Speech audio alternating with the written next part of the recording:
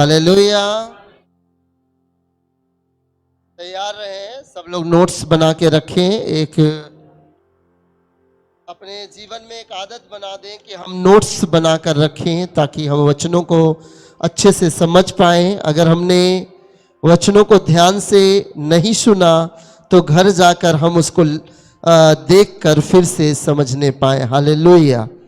वचन ही जीवन देता है, वचनों में जीवन है। आपको एक बात बताऊं, इसकी कीमत कितनी है? यहूदियों को इसकी कीमत पता थी। किसको पता थी? किसको पता थी? और यहूदियों ने इस वचन को बचाने के लिए ऐसे ऐसे तरकीब अपनाए थे कि आप सोच भी नहीं सकते हैं। ये आपके पास है, आप 100 रुपए 200 रुपए का 300 रुपए का खरीद लेते हैं। हम सोचते हैं कोई बात नहीं, एक बाइबल खो जाएगी दूसरी ले लेंगे, दूसरी खो जाएगी तीसरी ले लेंगे, कहीं ना कहीं परमेश्वर दिला देगा।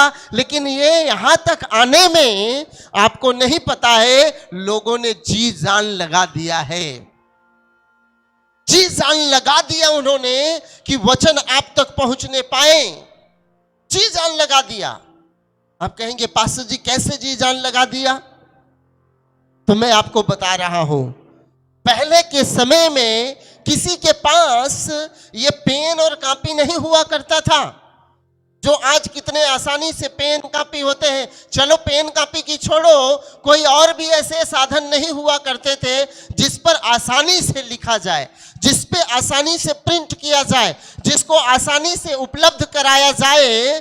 तो क्या करते थे लोग? उन दिनों में पत्थरों को खोद खोद कर, हालेलुया, जितना एक्सप्लेनेशन आज आप देखते हैं इतना बड़ा, उतना बड़ी बातें नहीं हुआ करती थी। पत्थरों को खोद खोद कर वचन को परमेश्वर ने जब वो 10 आज्ञाएं दी थी तो वो टैबलेट उसको बोलते हैं, पत्थरों का जो शिला होता है उन पे वो लिखा होता था। उस पे 10 आज्ञाएं लिख कर दिया गया था और उसी को देखकर लोग अपने जीवन को चलाते थे। तो मैं आपको बताऊं, वचनों को सुरक्षित करने के लिए पत्थरों को खोद खोद कर लिखा जाता था। लोगों को मिट्टी को क्या करते थे? मिट्टी पर लिखकर उसको सुखाकर उसको जलाया जाता था। उसको जैसे आप खपरेल को देखते हैं गांव में, आज ईंट को देखते हैं, ईंट को पहले सुखाया जाता, फिर उसको आग के भट्ठी में डाला जाता है और उसको सुरक्षित किया जाता है। उसी प्रकार से पुराने समय में मिट्टी के जो प्लेट टाइप के बनते थे उस पे लिखा जाता था, उसको आग में डालकर उसको पूरा रेड बना देते थे ताकि वो जो राइटिंग है वो डिस्ट्रॉय ना हो। Hallelujah, hallelujah. अब वो तो छोड़ो, वो भी कई बार टूट जाता था, वो भी कभी बार डिस्ट्रॉय हो जाता था। तो नए नए तरीके खोजते थे। फिर चमड़े पर लिखना चालू कर दिए। किस पे लिखना चालू कर दिए? चमड़े पर लिखना चालू कर दिए। चमड़ों को पता नहीं जलाकर कैसे कैसे करके उस पे लिखना चालू कर दिए। फिर इसके बाद इंक आ गई, तो फिर इंक का इस्तेमाल करने लगे। फिर अच्छी बात है कि पेपर आ गए, फिर पेपर का इस्तेमाल करने लगे। लेकिन पुराने समय में चमड़ा ही मेन सोर्स था जिस पर परमेश्वर का वचन लिखा जाता था। हालेलुया।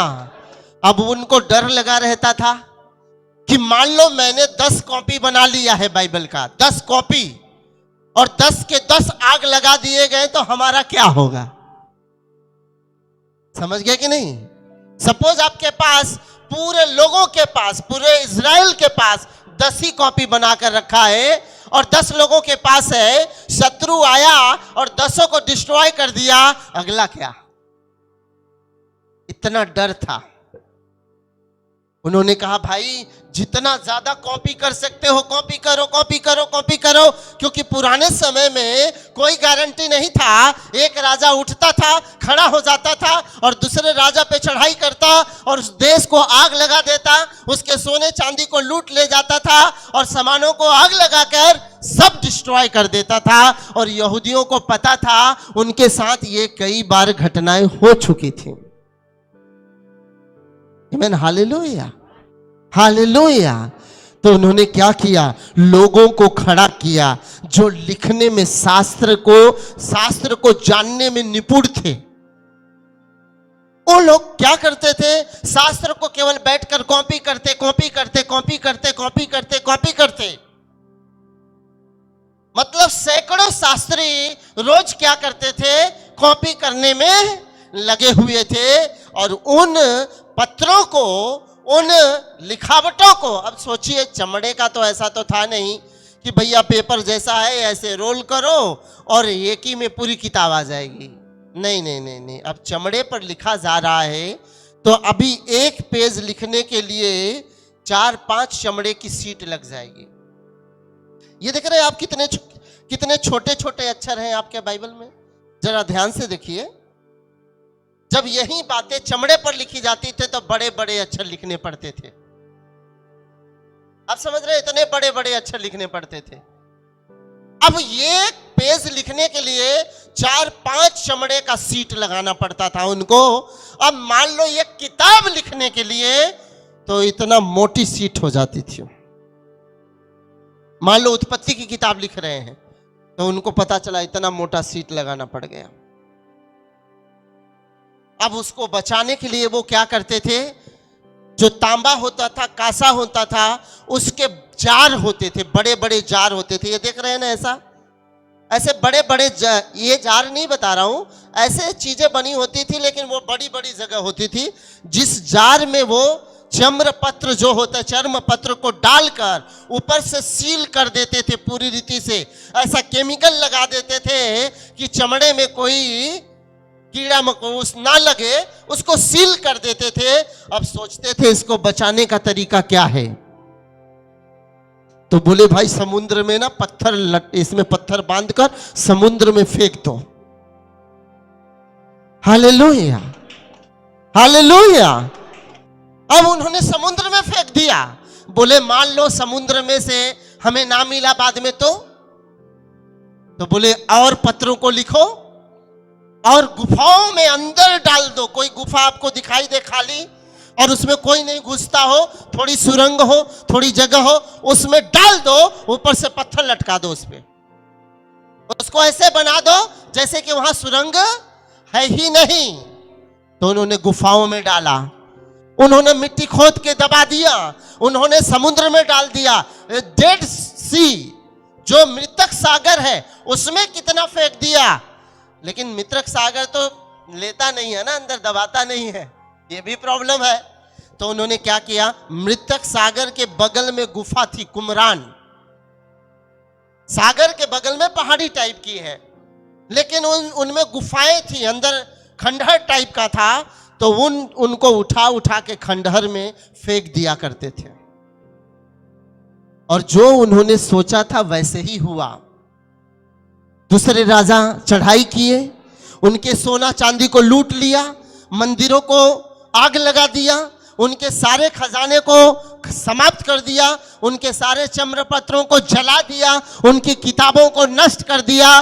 क्योंकि लोगों को पता था कि यहूदियों में अगर पावर है ना तो उनके वचनों में पावर है। तो सबसे पहले शत्रु किस पर वार करता था, उनके वचनों पर वार करते थे, वाचा के संदूक पर वार करते थे। क्योंकि उनको पता था कि वाचा का संदूक ही परमेश्वर की उपस्थिति को दर्शाता है।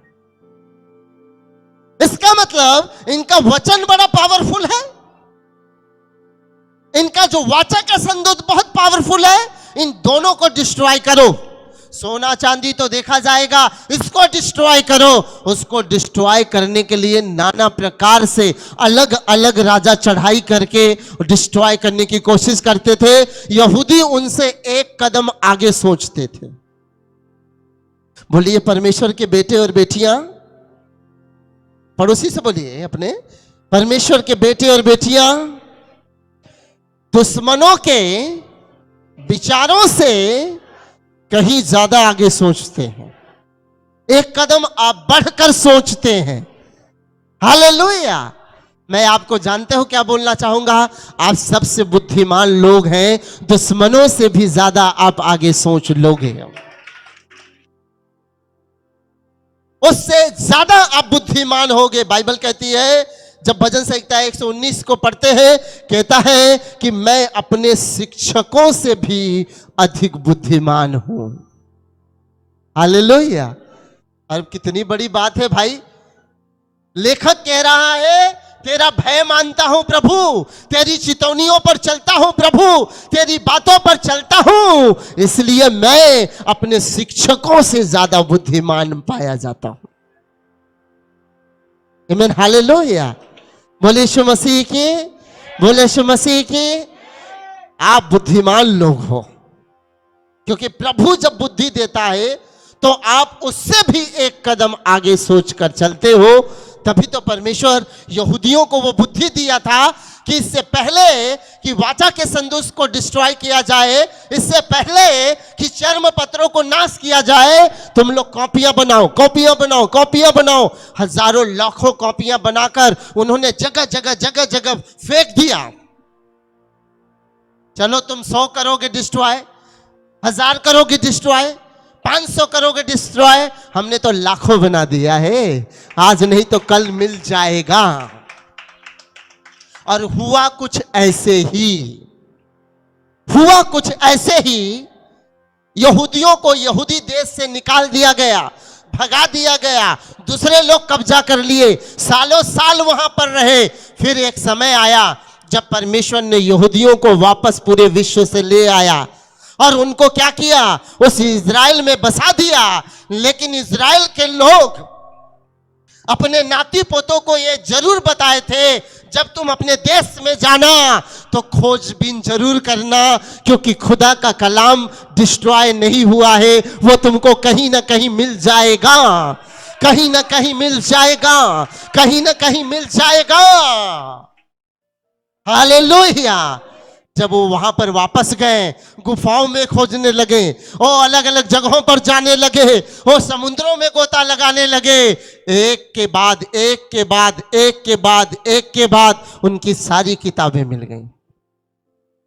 आमीन, हालेलुया, हालेलुया। आज आप कितने मजे से उनकी किताबें जो सुरक्षित किए थे हम पढ़ रहे हैं, है कि नहीं? तो हम कितना आसान समझते हैं इसको।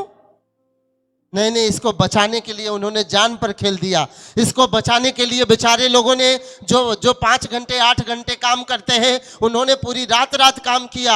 ए भैया, दुश्मन लड़ाई करने आ रहा है, लिखो और लिखो और लिखो और लिखो। उनको डर भी था। जब ये कलाम हमारे हाथ में आसानी से मिला है, इस कलाम को बहुत गहराई से, गंभीरता से लेकर चले। ये आपके जीवन को सेम नहीं रहने देगा, ये आपके जीवन को सेम रहने नहीं देगा। Hallelujah, hallelujah. आज जानते हैं क्या हो गया? बोलते हैं कोई अच्छा प्रचारक प्रचार कर रहा है ना, वो हमारे जीवन को बदल देगा। नहीं नहीं नहीं नहीं नहीं नहीं नहीं नहीं, परमेश्वर का वचन हमारे जीवन को बदलता है। जो परमेश्वर के वचन से प्यार नहीं करता है ना, वो लंदन चले जाए, अमेरिका चले जाए, फिर भी उसका जीवन बचने वाला। अगर परमेश्वर का वचन से प्यार करने वाला व्यक्ति है ना, एक छोटी सी कलीसिया का भी हिस्सा है, सुनो, परमेश्वर उसको घुरी से उठाकर चट्टान पर खड़ा कर देगा। छोटी छोटी कलीसियाओं से ही बड़े बड़े योद्धा खड़े हो जाते हैं। छोटी छोटी कलीसियाओं से ही बड़े बड़े वीर खड़े हो जाते हैं। छोटी छोटी कलीसियाओं से ही बड़े बड़े बुद्धिमान खड़े हो जाते हैं। छोटी छोटी कलीसियाओं से बड़े बड़े बिजनेसमैन खड़े हो जाते हैं। छोटी छोटी कलीसियाओं से ही बड़े बड़े जॉब करने वाले लोग खड़े हो जाते हैं। कारण ये नहीं कि बड़ी कलीसिया के कारण ये है कि वो वचन का पालन करते हैं, वो वचनों को मानते हैं, वो वचनों को पढ़ते हैं, वो वचनों को सुनते हैं, वचनों को अमल करते हैं। हालेलुया। अगर ऐसा करते हो मेरे प्रियो, खुदावन आपको ऊंचा उठा देगा निश्चय। एक पीढ़ी दुआ कर रही है ना, दूसरी पीढ़ी सूरवीर के समान खड़े होकर आगे बढ़ेंगे। एक पीढ़ी दुआ कर रही है ना, दूसरी पीढ़ी वो बड़े बड़े बिजनेस को खड़ा करने वाली है। हालेलुया। एक पीढ़ी दुआ कर रही है ना, दूसरी पीढ़ी बड़े बड़े कामों को, जॉबों को देने के लिए बड़ी बड़ी कंपनियां खोलने वाले हैं। हालेलुया। आप क्या सोचते हो विलियम कोलगेट बहुत बड़ी कलीसिया से आया था जो पूरी दुनिया में नाम कमाया? ना ना ना ना ना ना ना ना। मैं आपको गारंटी देता हूं विलियम कोलगेट भी एक छोटी कलीसिया का हिस्सा था। आज जानते हैं लोग क्या बोलते हैं? जब उनके पास कुछ नहीं होता तो बोलते हैं छोटी कलीसिया ही हमारी सब कलीसिया है, यही सब है, यही सब है। पास्टर जी हम मर जाएंगे, हम आपको नहीं छोड़ेंगे, हम मर जाएंगे आपके साथ रहेंगे। जैसे ही थोड़ा मनी राम आने लगते हैं बोले नहीं यार अब तो हम बड़ी जगह का हिस्सा। मैं शुरू से यह बात बताता हूं। क्यों? क्योंकि उनको अब रुतबा चाहिए, अब उनको बड़ी जगह चाहिए। सुनो, परमेश्वर ने आपको ये जगह दिया है ना, इसी को बड़ा बनाने वाला है। हालेलुया। ये जगह दिया है ना परमेश्वर ने, इसी में बड़ी आशीषें बनाने वाला है। आपके बच्चों को ऊंचा उठाएगा, आपके जॉब और बिजनेस को बड़ा बनाएगा। वचन का अनुसरण करो। किसका अनुसरण करो? किसका अनुसरण करो? और रोज अपने बच्चों के लिए ना बड़ी बातें बोलो। क्या बोलो? क्या बोलो? ये छोटी मोटी बातें नहीं, ये निकम्मा है, ये कुछ नहीं कर पाएगा। बड़ी बातें बोलो। मेरे बच्चे ऊंचाइयों पर जाने वाले हैं, मेरे बच्चे बड़े जॉब और बिजनेस करने वाले हैं, मेरे बच्चे दुनिया में बुद्धिमानी दिखाने वाले हैं, मेरे बच्चे अद्भुत काम करने वाले हैं। हालेलुया।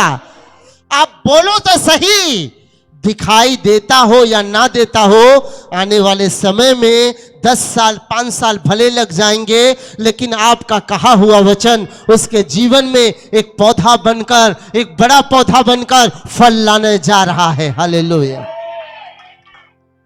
विलियम कोलगेट एक छोटी सी कलीसिया से आए, 150 लोग रहते थे, लेकिन रेगुलर चर्च जाते थे। क्या करते थे? क्या करते थे? क्या करते थे? ओ, अपना रेगुलर टाइथ देते थे। जब उनके पास कंपनी नहीं थी तब रेगुलर चर्च जाया करते थे। जब उनके पास एक कंपनी हो गई तो भी रेगुलर चर्च जाया करते थे। जब उनके पास 2 कंपनी हो गई तो भी रेगुलर चर्च। तब उन्होंने नहीं कहा कि अब ये छोटा चर्च मेरे लिए किसी काम का नहीं है, तो भी चर्च जाया करते थे। फिर इसके बाद उनका 10, 20, 50, 100 पूरे देश में कंपनी हो गई तो भी चर्च जाया करते थे। आज के विश्वासियों की हालात पंचर है। एक बड़ा बिजनेस खड़ा हो जाए तो कौन सा प्रभु, एक बड़ा जॉब लग जाए कौन सा प्रभु। सीखो उन लोगों से, उन मसीहों से सीखो जिन्होंने करोड़ों अरबों खरबों कमाने के बावजूद भी, 100 200 कंपनियां चलाने के बावजूद भी अपने आप को एक नम्र और दीन विश्वासी बनाकर पूरा जीवन बिता दिए। Hallelujah, hallelujah, hallelujah. सुनो परमेश्वर के बेटे और बेटियों, अगर आपने वचन को अहमियत दिया है और इसकी कीमत को जाना है, मैं आपको गारंटी देता हूं कि उसका प्रतिफल आपके गोद में परमेश्वर जरूर देने वाला है। हालेलुया। आज भजन संहिता उसका 34 अध्याय से कुछ 5 बातें आपको बताना चाहता हूं। भजन संहिता उसका 34 अध्याय। यहां पर इस भजन में कई टॉपिक हैं। इस भजन में परमेश्वर की भलाइयों को स्मरण किया गया है। इसी भजन में अंधकार में परमेश्वर पर विश्वास करने को प्रेरित किया गया है। इसी भजन में परमेश्वर को हर घड़ी महिमा करने के लिए बोला गया है। हालेलुया। अंधकार में भी विश्वास को कम ना करे। कई लोग क्या होता है, जब तक माल पूरी मिल रहा है प्रभु प्रभु प्रभु प्रभु प्रभु प्रभु प्रभु प्रभु, जब थोड़ी समस्या आ जाए बोले यार बड़ी समस्या है, अब हम क्या करें। सुनो, जब आपको नहीं भी मिल रहा है, जब आपको दुख से भी गुजर रहे हो, प्रभु की महिमा करना, विश्वास करना, उसके साथ चलना, आपके हालात को वो बदलने वाला परमेश्वर है। आमीन, हालेलुया, हालेलुया। दाऊद से, यूसुफ से, अब्राहम से बड़ा उदाहरण आपको नहीं मिलेगा। दाऊद को परमेश्वर ने अभिषेक कर दिया, और अभिषेक ये किया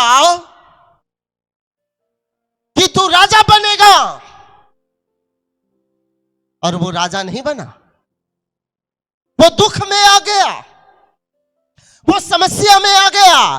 कई बार आपके लिए भविष्यवाणी होती है ना बड़ी, और आप कह रहे हो आपको प्रभु के जन ने तो बोला है कि बड़े मलाई काटोगे, बड़ी आशीष काटोगे, अभी तो हमारे हाथ में पैसे ही चले गए, जो भी था वो भी आना बंद हो गया। सुनो, जब आप सुबह देखते हो ना, मैं हमेशा इस बात को बताता हूं, सुबह होने से पहले कुछ क्षण के लिए अंधेरा तेज हो जाता है। आइडिया है किसी को ये बात? कभी महसूस किया है? जैसे ही सुबह होने वाली होगी, अंधेरा तेज हो जाएगा, और उसके जस्ट बाद क्या हो जाएगा? रोशनी आ जाएगी। आमीन, हालेलुया, हालेलुया। बोले यीशु मसीह की। एक दिन एक घटना हुई मेरे साथ, और घटना यह हुई, जब मैं प्रभु को जानता नहीं था, तो मैं अपनी बुआ के घर गया था, उनके यहां प्रोग्राम था कुछ, बहुत सारे लोग थे। मुझे लगता है मेरे बुआ को लड़का हुआ था, वो भी 11-12 साल बाद लड़का हुआ था। तो सब सेलिब्रेट करने गए, तो उन्होंने कहा हमें अपने अपने घरों को जाना है, तो रात को 3 बजे ही उठ गए। बोले जी चांदनी रात है, हम ऐसे ही ऐसे चले निकल जाएंगे। और हम भी उस समय छोटे बच्चे थे, अब बड़े बुजुर्ग जा रहे हैं तो हम भी उनके साथ साथ जा रहे हैं। सच में बहुत तेज चांदनी रात थी, पूरा रोड साफ साफ दिख रहा था। भैया जब हम कुछ देर गए, जैसे ही सुबह होने वाली थी, अचानक से अंधेरा आ गया। तो हम बच्चे जोर से चिल्लाए, बड़े बुजुर्ग कहे बेटा डरने की जरूरत नहीं है, थोड़ी देर और चलो, अभी उजियाला हो जाएगा। और बात सही थी, थोड़ी देर और हमने पैदल चला और उजियाला हो गया। जब आपके लिए भविष्यवाणी की जाती है, जब आपके लिए बड़े काम होने वाले होते हैं, जब आपको परमेश्वर ऊंचा उठाने वाला होता है, तब अचानक से अंधेरा आपके सामने आ जाता है, अचानक से चुनौतियां आपके सामने आ जाती है, अचानक से मुसीबत आपके सामने आ जाती है, और लगता है जो हमने सोचा था वो तो हुआ नहीं, जो हमने प्रेयर कराई थी वो तो हुआ नहीं, जो भविष्यवाणी हुई थी वो हुआ नहीं है। सुनो, अब सुबेरा आने वाला है, थोड़ा देर इंतजार तो करो भाई। जब ट्रेन अंदर से गुजरती है सुरंग से, तो कुछ पल तो लगता है कि यार यहां तो लगता है पता नहीं कहां आ गए, लेकिन सुरंग से कुछ देर बाद जरूर निकल जाती है। सुनो, जब आप कभी कठिन चुनौतियों से गुजरो, डरना नहीं, उसके बाद उजियाला, आशीष, ब्रेक थ्रू, प्रोफेसी जो हुई है वो पूरा निश्चय निश्चय निश्चय पूरी होने वाली है। हालेलुया।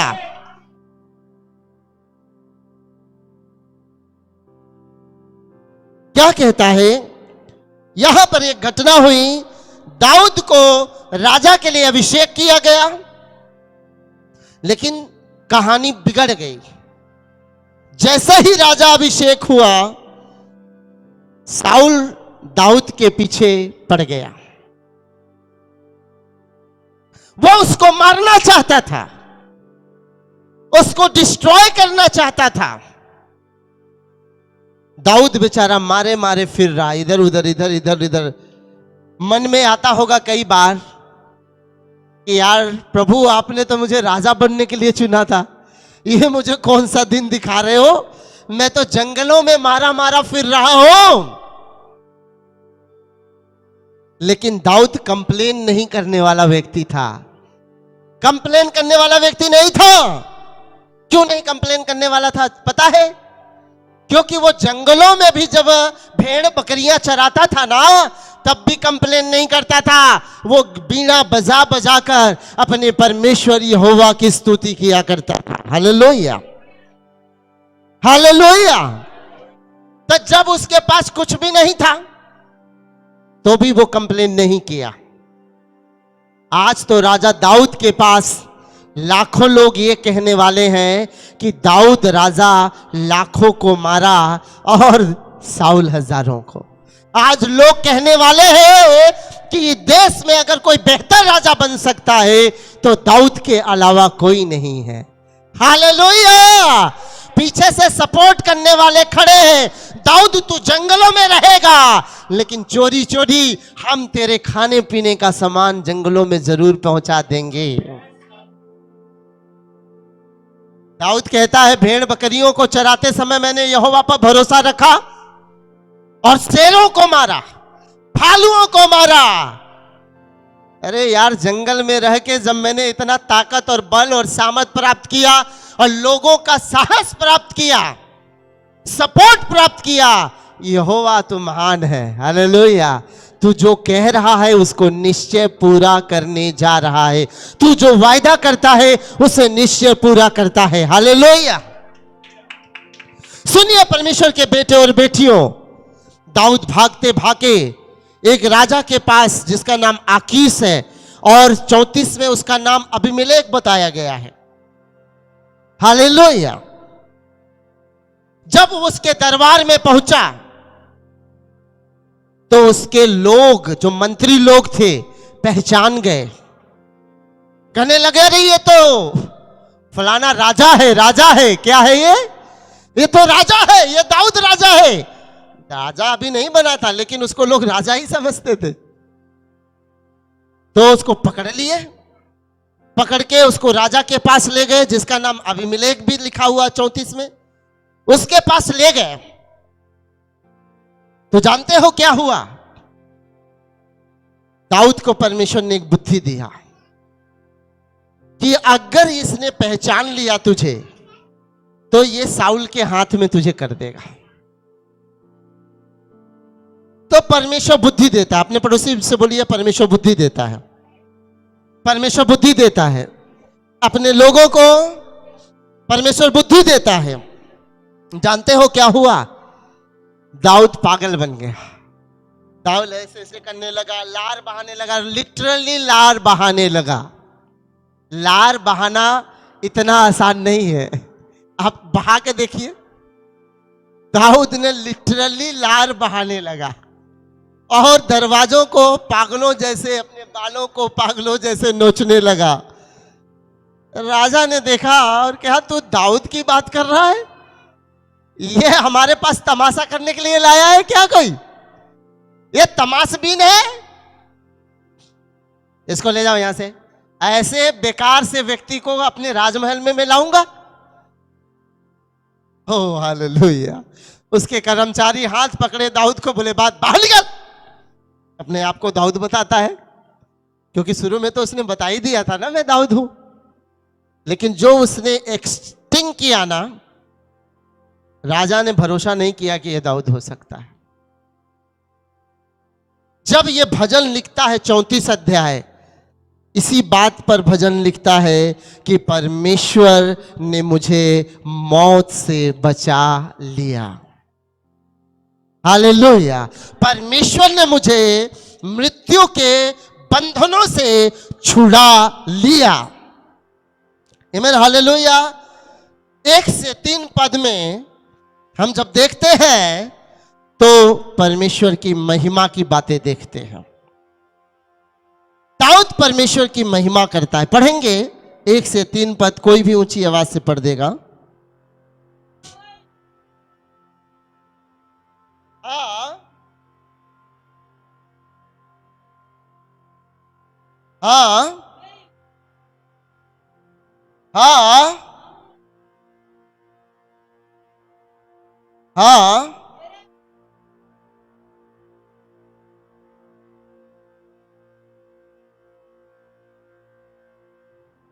हालेलुया।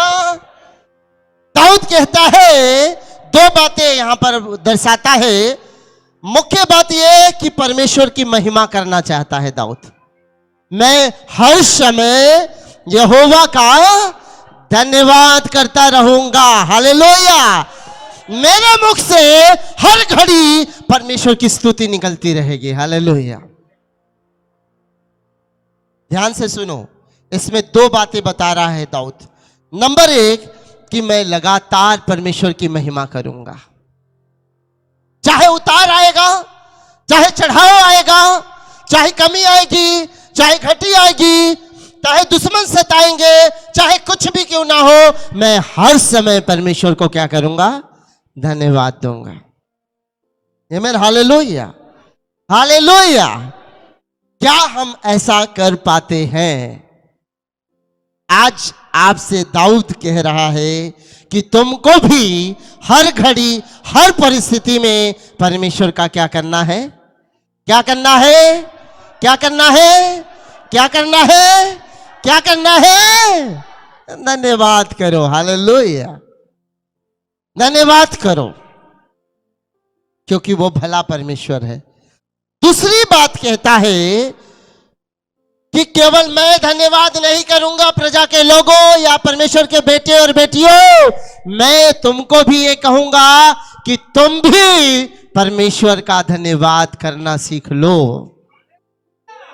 हालेलुया। सबसे बड़ी बात आप सीख लो, अगर आप परमेश्वर का धन्यवाद कर रहे हो ना, आप अपने बच्चों को सिखाओ कि तुम परमेश्वर का धन्यवाद करो। अगर आप परमेश्वर का धन्यवाद करते हो ना, अपने पत्नी को सिखाओ परमेश्वर का धन्यवाद करो। अगर आप परमेश्वर का धन्यवाद करते हो, अपने पति को सिखाओ कि परमेश्वर का धन्यवाद करो। अब आप परमेश्वर का धन्यवाद करते हो, अपने बच्चों को सिखाओ, बच्चों परमेश्वर का धन्यवाद करो। हालेलुया। आमीन। हालेलुया। दाऊद कहता है केवल मैं धन्यवाद नहीं करूंगा, आओ लोगों हम सब परमेश्वर का मिलकर क्या करें? क्या करें? क्या करें? क्या कहता है? कहता है मेरे साथ यहोवा की बड़ाई करो, आओ हम मिलकर उसके नाम की स्तुति करो। हालेलुया। दाऊद तो रोज कह रहा मैं धन्यवाद करूंगा ही करूंगा, लेकिन तुम मेरे साथ भी आकर क्या करो? क्या करो? अरे भैया मैं अपने घर में विश्वासी तो हूं ही हूं, दूसरों को कह रहा तुम भी आओ मेरे घर में बैठकर प्रार्थना करो। हालेलुया। मुझे तो परमेश्वर ने अन्य भोजन दिया ही दिया है। बहन आज पार्टी मेरे घर में है, आओ मेरे घर भी थोड़ा खा पी कर परमेश्वर का धन्यवाद करो। हालेलुया। आज के दिन में हमको कंजूस नहीं बनना है। आज के दिन में आपको मौका चाहिए कि कम मौका मिले, अपने भाई बंधुओं को अपने घर में बिठाकर 2 रोटी खिलाने का मौका मिल जाए। प्रभु ने, बहन सुनो, बहन सुनो भाई, जब मैं ना ऐसी हालात से गुजर रहा था कि हम ना रोटी और नमक खाते थे, रोटी और प्याज मिलाकर खाया करते थे। हमारे पास सब्जी नहीं होती थी, हमारे पास दाल चावल नहीं हुआ करते थे, तब हम मिलकर खाया करते थे परिवार में। परमेश्वर ने आज भरपूरी दिया है बहन, परमेश्वर ने आज भरपूरी दिया है भाई। मैं चाहता हूं तुम भी आकर मेरे साथ खाओ और प्रभु का गुणगान करो कि सचमुच में खुदा ने तुमको आशीष दिया है। हालेलुया। हालेलुया। छुपाकर खाने की जरूरत नहीं है, दबाकर खाने की जरूरत नहीं है, आपको बताकर खाने की जरूरत है। मेरे खुदा ने आशीषित किया है, मैं अगर खा रहा हूं तो तू भी खा और प्रभु की महिमा कर। हालेलुया। दाऊद का आह्वान तो देखो, उसका रिक्वेस्ट तो देखो, उसकी बातें तो सुनो। मैं धन्यवाद हमेशा करूंगा, आओ लोगों मेरे साथ मिलकर परमेश्वर यहोवा का गुणगान करते हैं। आमीन। हालेलुया। क्या प्रभु आपको गाड़ी दिया है? आप लोगों को ये कह सकते हो आओ भाई, ये मेरे पास एक जगह बची है स्कूटी में, मैं आज सिंगल जा रहा हूं, आओ मेरे साथ स्कूटी में बैठकर तुम भी मेरे साथ चलो। ये स्कूटी परमेश्वर ने दिया है। हालेलुया। फोर व्हीलर आपके पास है, आप फोर व्हीलर पे आ रहे हो, जगह है, आप रास्ते में कोई भाई बहन है, आप उसको फोन करो, बहन आप भाई मुझे वहां मिल जाना, आज मेरे गाड़ी में 2 लोगों की जगह है। और जब वो गाड़ी में बैठे तो आप प्रभु का धन्यवाद करो, भाई बहन परमेश्वर ने ये गाड़ी अपनी महिमा के लिए दिया है और मुझे याद आया, आप भी बैठकर प्रभु का धन्यवाद करो। हालेलुया। जब ऐसा कोई करने लगता है ना, खुदावन दाऊद के जैसे ऊंचा उठाना चालू कर देता है। हालेलुया। अपनी ब्लेसिंग में ही ना खो जाए, अपनी ब्लेसिंग को दूसरों तक बांटे, ताकि वो भी प्रभु का गुणानुवाद करे कि खुदावन ने इस भाई को, इस बहन को सचमुच में बड़ी आशीषित किया है। आमीन, हालेलुया। जब प्रभु ने मुझे घर दिया ये वाला, तो हमने एक बात कहा, अगर कोई प्रभु का जन आएगा तो हम इनको रोकेंगे यहाँ पर। और बहुत सारे प्रभु के जन आए भी और आ भी रहे हैं और आएंगे भी। जब उस घर में कोई सोता है तो कुछ ना कुछ प्रभु का धन्यवाद ही करता है। आमीन, हालेलुया, हालेलुया, हालेलुया। अपने ब्लेसिंग को क्या दूसरे के साथ महिमा का कारण बना देते हैं? अगर बना देते हैं तो जान लो आप गड्ढे में कभी नहीं पड़े रहोगे, आप कभी नहीं पड़े रहोगे, आप कभी नहीं पड़े रहोगे। आपको खुदा जरूर उठाकर ऊंचा ले जाएगा। हालेलुया। दूसरी बात जो हम लिखेंगे, दाऊद अपनी गवाही को सबको बताता है। थोड़ा पानी पिला देंगे। दाऊद अपनी गवाही को सबको बताता है। हालेलुया। दिनेश भाई के साथ 4 से 7 पद पढ़ देंगे हम लोग। Thank you. 4 से 7 पद।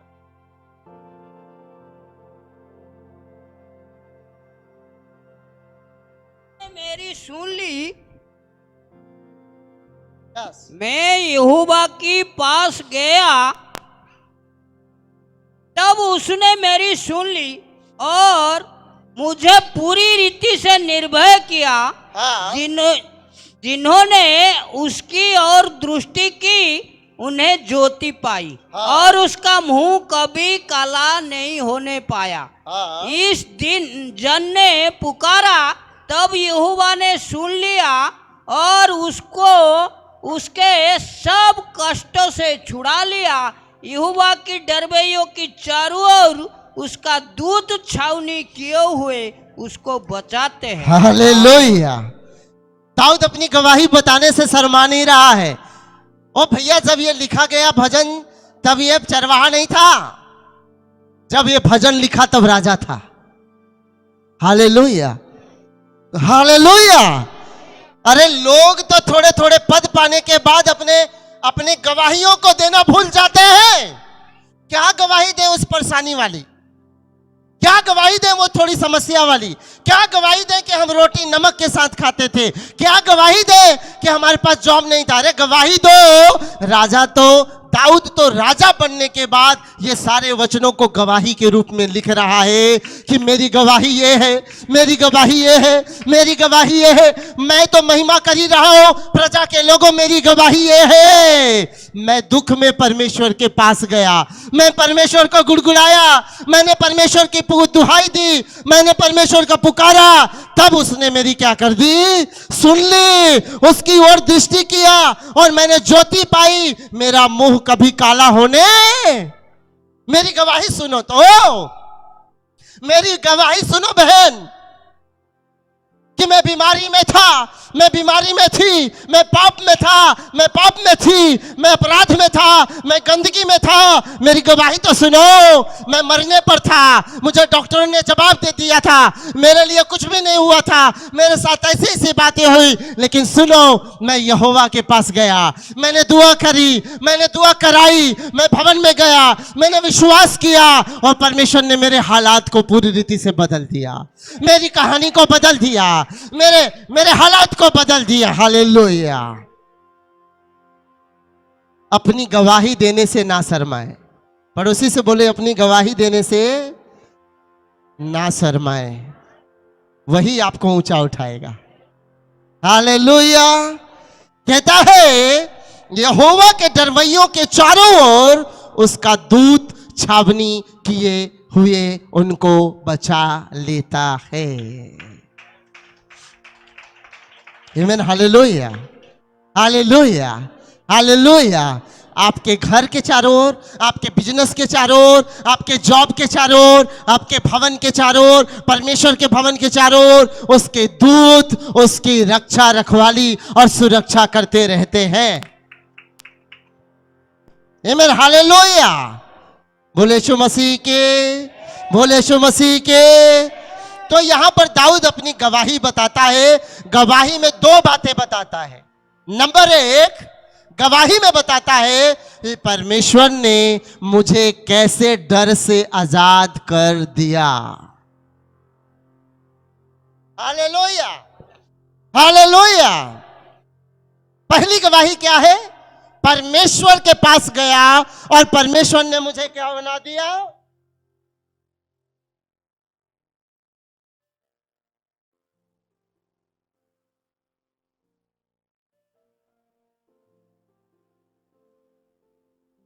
दूसरी बात है कि जो उसके ओर निहारते हैं, विश्वास से निहारते हैं, उनके चेहरे चमकने लगते हैं। हालेलुया। जो विश्वास से उसकी ओर देखते हैं, जो विश्वास से उसके ओर अपने चेहरों को उठाते हैं, अपने मुख को उठाते हैं, अपने हाथों को उठाते हैं, बाइबल कहती है उनके मुख चमकदार हो जाते हैं। जिन्होंने उनके ओर देखा उनके मुंह कभी काले और लज्जित नहीं होने पाए। ऐसा विश्वास आपको परमेश्वर पे रखना है कि वो आपको लज्जित नहीं होने देगा। आमीन, हालेलुया। अपनी गवाही में दो बातें बताता है। परमेश्वर ने कैसे मुझे भय से निकाला, समस्या से निकाला, मृत्यु से निकाला। और दूसरी बात उसने बताया कि एक विश्वास के कारण, उसकी ओर देखने के कारण परमेश्वर के लोगों के चेहरे चमकदार हो जाते हैं। तीसरी बात, आगे चलेंगे और उसको हम देखेंगे। इसी में था गवाही में तीसरी बात, परमेश्वर का प्रोटेक्शन। हालेलुया। परमेश्वर का डिलीवरेंस और परमेश्वर का प्रोटेक्शन। अपने पड़ोसी से हाथ मिलाइए और कहिए कि परमेश्वर आपको बचाने के लिए अपने दूत को आपके चारों तरफ रखता है। सभी लोग बोलिए, सभी लोग जो एक दूसरे से हाथ मिला सकते हैं, आप बोलिए कि 24 घंटे, 24 घंटे, 7 दिन और पूरे 12 महीने, 30 दिन वो आपके चारों तरफ अपने दूत को भेजकर आपकी पहरा करता है, आपकी रखवाली करता है, आपको बचाता है, आपकी सुरक्षा करता है। हालेलुया। अपनी गवाही में कहता है कि वो प्रोटेक्शन अपने दूतों को भेजकर आपको बचा लेता है। हालेलुया। एक बार ऐसा हुआ मेरे प्रियो, मैं गाड़ी चला रहा था, एक नशे में आदमी 4 व्हीलर पे आ रहा था और उसने मेरे स्कूटर था, स्कूटर पर सीधे तक वो आ गया और मैंने कहा हाय मेरे प्रभु बचाओ। और मेरी स्कूटर जाके सीवर का जो गड्ढा होता है ना, वो जो उसके ऊपर ढक्कन लगा था वो टूट गया था, वो अंदर घुस गया था।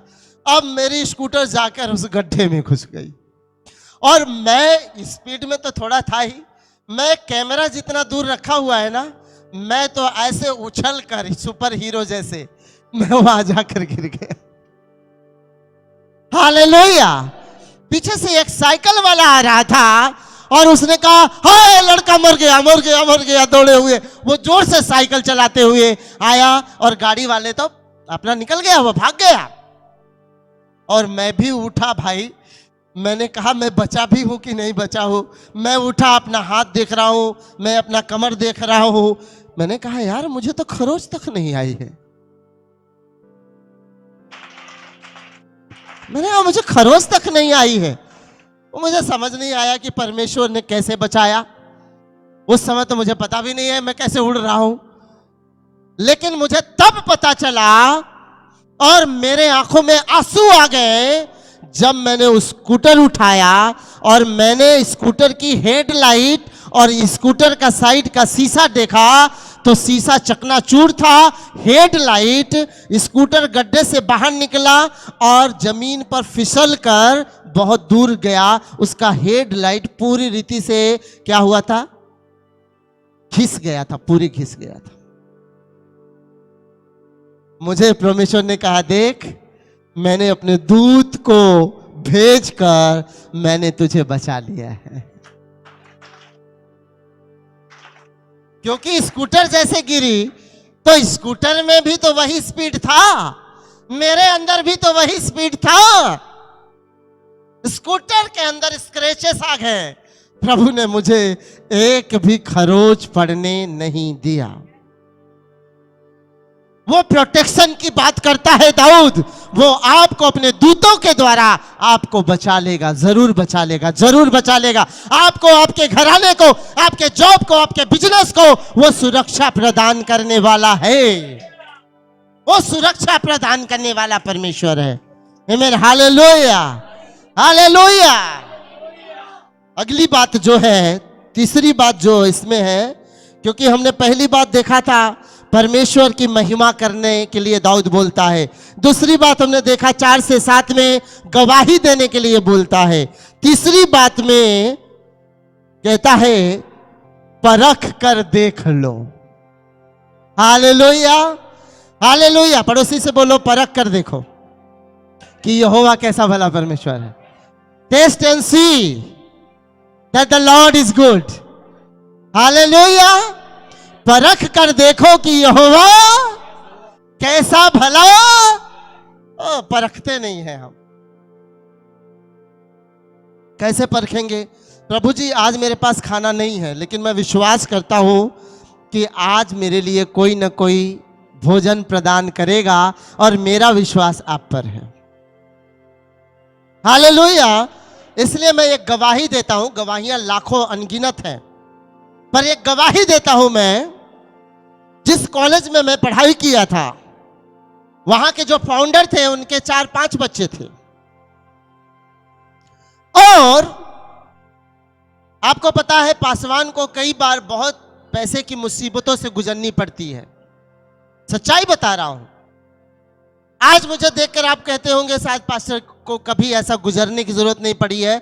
मैं भी बहुत तंगी से गुजरा हूं, मैं बहुत कमी खस्ती से गुजरा हूं। हालेलुया। लेकिन मैंने आपके सामने तो ये नहीं कहा कि आज मेरे घर रोटी पहुंचा देना प्लीज करके, नहीं बोला। जब मैं कमी घटी में था ना, मैंने किसी को नहीं बोला, मैंने किसी को से नहीं मांगा। विश्वास किया प्रभु तू कहीं ना कहीं से उपाय, कहीं ना कहीं से उपाय, कहीं ना कहीं से उपाय कर देगा। हालेलुया। तो वो परमेश्वर के जन घर में विजिट करने गए। 1950-55 की बात है। 50 की बात समझो, आजादी के बाद की बात समझो। लोगों के पास उतना होता भी नहीं था कि भाई कुछ दे भी दे। वो मीटिंग करके, कई घर मीटिंग करके आ गए। पूरे दिन भर ये कह रहे हैं बच्चे, मम्मी खाना, भूख बड़ी लग रही है। जवान बच्चों को वैसे भी लगेगी, बच्चों को बहुत भूख लगती है। मम्मी खाना कब मिलेगा, हमें बड़ी भूख लगी रही है मम्मी। ए प्रार्थना करो, वचन पढ़ो। उनकी मम्मी कहती वचन पढ़ो, बैठ के प्रार्थना करो, परमेश्वर तुम्हारे जरूरत को पूरा करेगा। अच्छा चलो भाई, प्रार्थना कर रहे हैं। सुबह से शाम हो गई, मम्मी खाना कब मिलेगा? अरे पापा आ रहे हैं, कुछ न कुछ लेकर आ रहे होंगे, मिल जाएगा, चिंता मत कर। पापा जी आ गए। पापा जी बहुत भूख लगी है, खाना चाहिए, खाना। बोले दुआ करो, परमेश्वर ही दिलाएगा, मेरे पास भी कुछ नहीं है। पास्टर जी, उनकी वाइफ, सब लोग बैठकर दुआ कर रहे हैं। 8 बज गया, 9 बज गया, 10 बज गया, सोने का टाइम हो गया। पापा बहुत भूख लग रही है, मम्मी बहुत भूख लग रही है। यहोवा ईरे उपाय करने वाला है बेटा, वो उपाय करेगा। हालेलुया। आधी रात को 11 बजे एक व्यक्ति आता है, दरवाजा खटखटाता है, खोलो दरवाजा खोलो।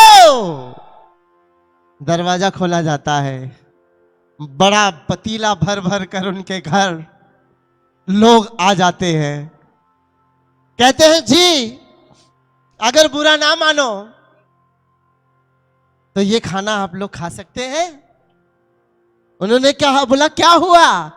बोले एक्चुअली हमारे बेटी को देखने के लिए आ रहे थे, पर उनके परिवार में कुछ प्रॉब्लम हो गई, तो वो लोग बोले कि हम आज नहीं आ पाएंगे, कुछ हो गया, एक्सीडेंट हो गया, कुछ हो गया, तो वो नहीं आ पा रहे हैं, वो बाद में आएंगे, लेकिन हमने तो खाना बहुत लोगों के लिए बनवा रखा था। तो आपके इतने बच्चे हैं, आप लोग हैं, अगर आप खा सकते हैं तो ये ग्रहण कीजिए। पतीला में भर भर कर चिकन मटन बिरयानी उनके घर पहुंच गया।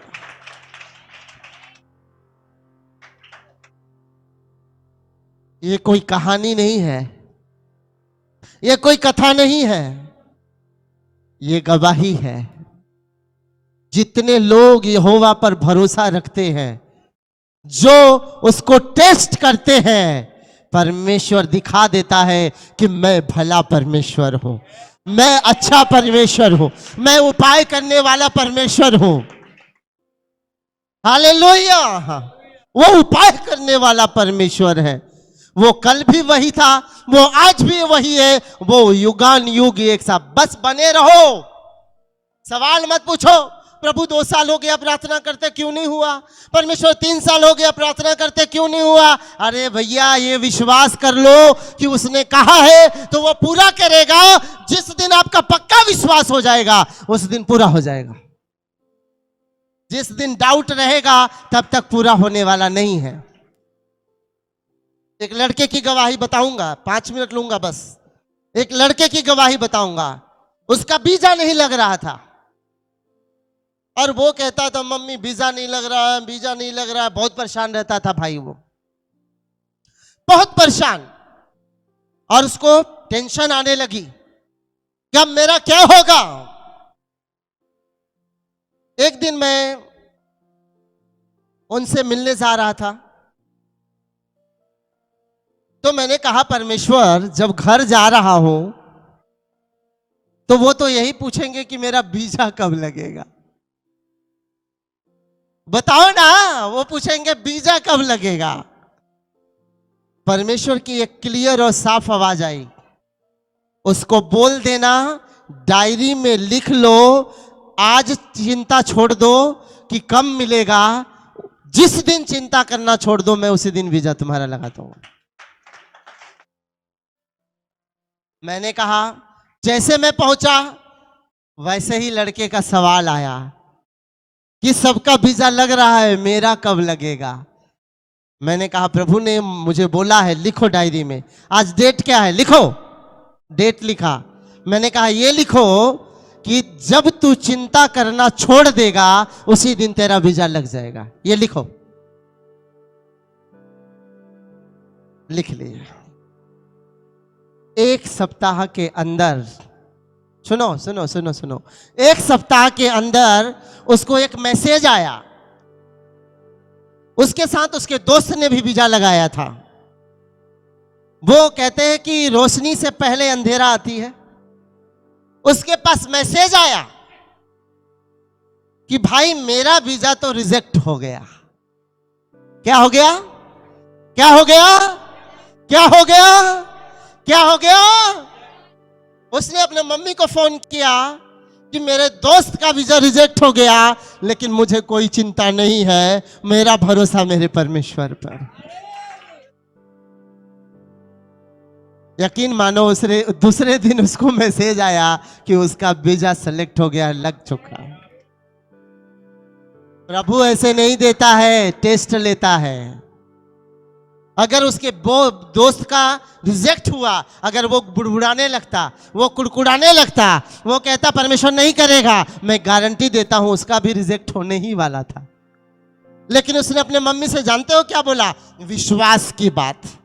मम्मी, मेरे दोस्त का रिजेक्ट हो गया है, लेकिन मेरा भरोसा परमेश्वर पर है, वो जरूर मेरा करेगा। और परमेश्वर ने किया। हालेलुया। परख कर देखो कि यहोवा कैसा भला परमेश्वर है। Hallelujah, hallelujah.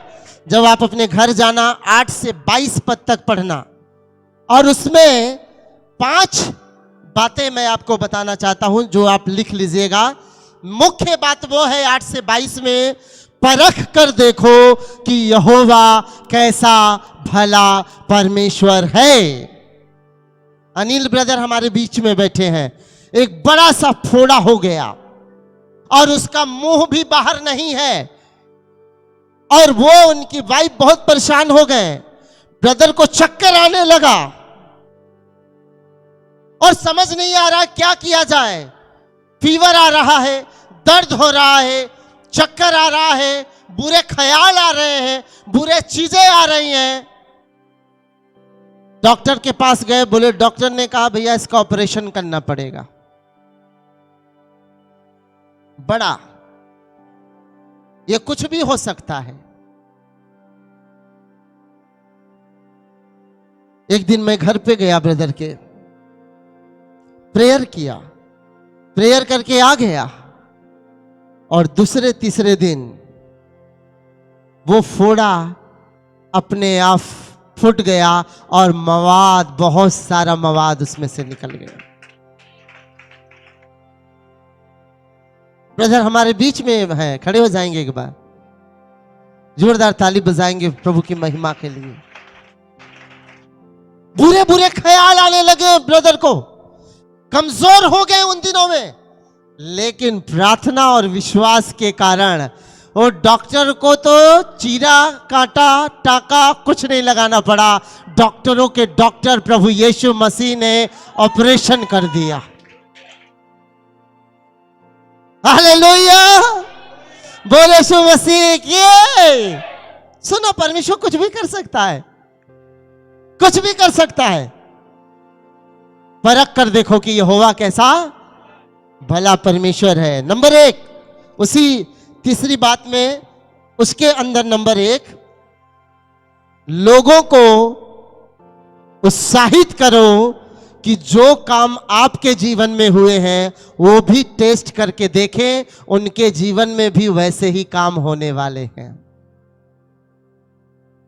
आपके जीवन में प्रभु ने बड़े बड़े काम किया है, आप लोगों को इनवाइट करो, उनको बोलो कि मेरे जीवन में देखो परमेश्वर ने काम किया है। भाई मेरे खड़े रहना, बहन मेरी खड़ी रहना, वैसे ही परमेश्वर तुम्हारे जीवन में बड़े काम करने जा रहा है। हालेलुया। क्या ये गवाही देने के लिए तैयार है आप? क्या कहता है? परख कर देखो कि यहोवा उत्साहित कर रहा है। मैं कह रहा हूं राजेश भाई, परख कर तो देखो एक बार, यहोवा आपके लिए बड़े काम करता है कि नहीं। परख कर देखो यहोवा कैसा भला परमेश्वर है। मैंने परखा है राजेश भाई, आप भी परख कर देखो। मैंने परखा है, आप भी परखो।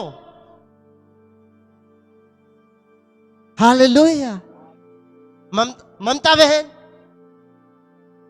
सुषमा बहन, मैंने परखा है, परख कर देखो। आज नहीं तो कल आप कहने पाओगे यहोवा बचाने वाला है, यहोवा छुड़ाने वाला है, उपाय करने वाला है, प्रोटेक्शन देने वाला है, वो स्वर्गदूतों को भेजकर बड़े बड़े काम करता है। परख कर देखो, देखो। Hallelujah, hallelujah, hallelujah, hallelujah. परखो तो जरा, परमेश्वर करता है। हम तेरे नाम से झंडे लेकर चल दिए हैं प्रभु, बस तेरे नाम से चल दिए हैं तो प्रभु विजय भी दिलाएगा। हालेलुया। तो क्या करना है? दूसरे को इनवाइट कीजिए, दूसरे को उत्साहित कीजिए कि वो भी परमेश्वर को टेस्ट करे और देखे कि परमेश्वर कैसा भला परमेश्वर है। आमीन, हालेलुया। बोले यीशु मसीह की हालेलुया। उसमें दूसरी बात है, कि धर्मियों के लिए बड़ा प्रॉमिस है। जब 8 से 22 पद में पढ़ेंगे तो वहां पर पाएंगे धर्मियों के लिए बहुत सारी प्रतिज्ञाएं हैं, धर्मियों के लिए बहुत सारे प्रॉमिस है। नंबर 1 कि वो हर जरूरत को पूरी करेगा। नंबर 1 कि वो आपकी जरूरत को पूरी करेगा। नंबर 2 आपको लंबी आयु देगा। क्या देगा वो? क्या देगा वो? क्या देगा वो? लंबी आयु देगा। नंबर 3 वो आपको उन्नति देगा, प्रॉस्पेरिटी बोलते हैं उसको।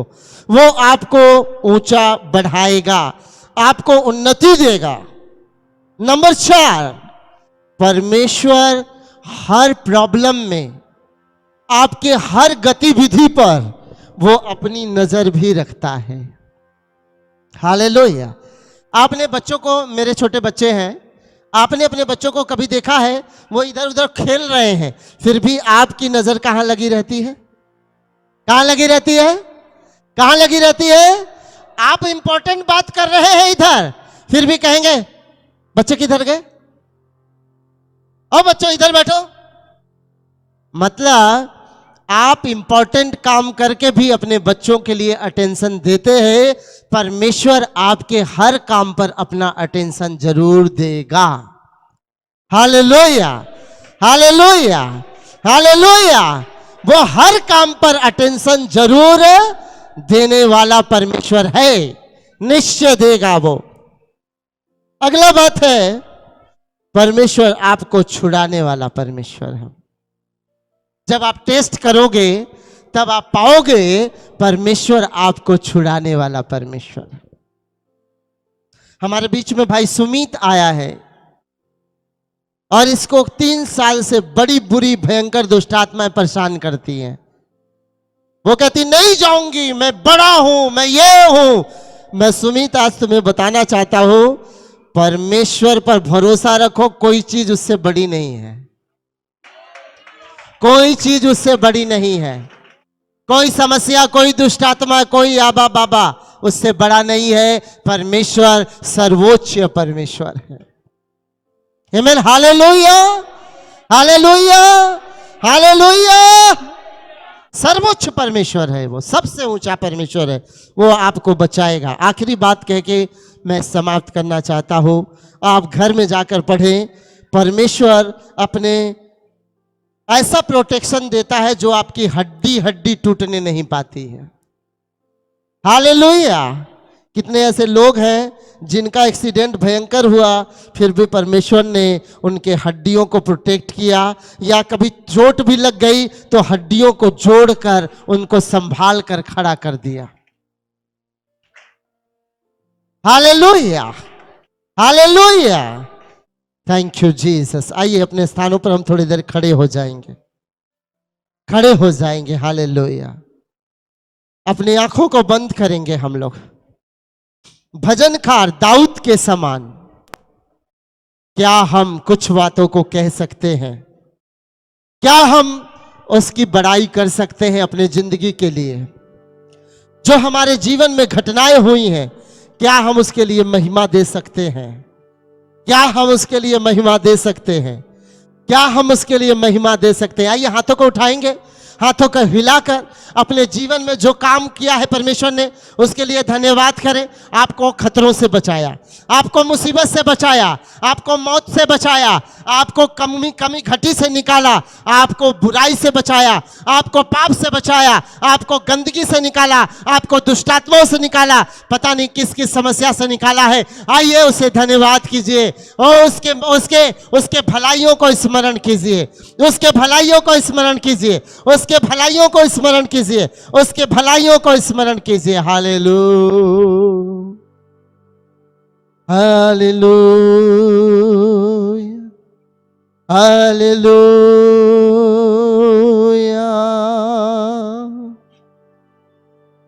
हालेलुया। दूसरी बात दाऊद कहता है अपनी गवाहियों को दो दूसरे तक, अपने गवाहियों को दूसरे तक दो। अपनी गवाही क्या देते हैं आप दूसरों को? प्रभु ने कहां से उठाया, कैसे बचाया, कैसे निकाला। आज मैं कह सकता हूं परमेश्वर के बेटे और बेटियों, अगर प्रभु मेरे जीवन में नहीं आता तो तेज बलि जब यहां खड़ा है आज, ये कभी यहां पर नहीं होता। ये परमेश्वर की भलाई थी, ये प्रभु की दया थी, ये उसकी करुणा थी कि परमेश्वर ने यावेश को बचा लिया, अपने बेटे को बचा लिया, छुड़ा लिया। ये मेरी बड़ी गवाही है। अगर तू ना ही होता तो मैं भी यहां पर ना होता मेरे खुदा।